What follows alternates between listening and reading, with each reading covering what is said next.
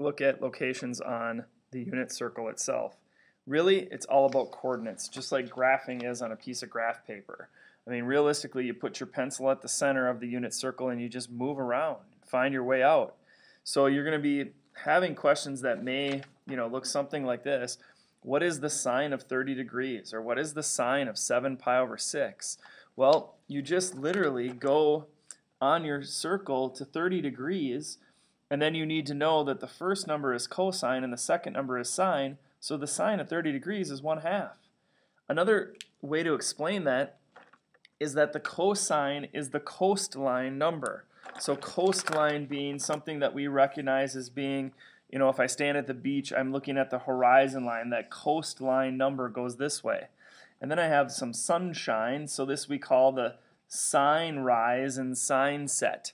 When I, sine rise or sine set, when I watch the sunset as it fades away, across the edge of the ocean, whatever, this is your coastline, this is your sine rise and sine set. So if I'm right here on the unit circle, which was the one I just did, the 30 degrees, my coastline movement, my cosine movement is this far, my sine movement is this far, and that gets me to that point on the unit circle.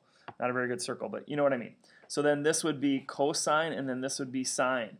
So all I have to do is say if the sine of 30 degrees is right there. Sine of 30, oh, it's 1/2, because that's the distance that I went up to get to that location. So then that would be 1/2.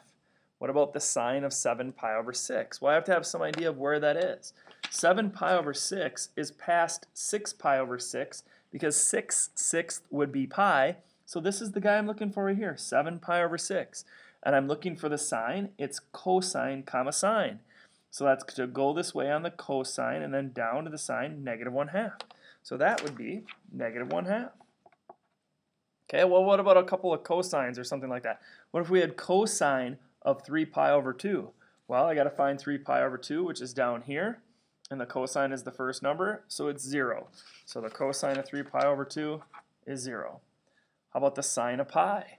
Well, the sine of pi, I put my pencil here, I travel back to pi. I don't get to go up or down, so that one is also 0. Next, cosine of 210. So I find my 210 degrees, here is 180. Past it is this next one.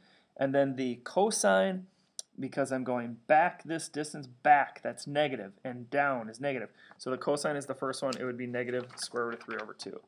So that is finding your basic locations on the unit circle.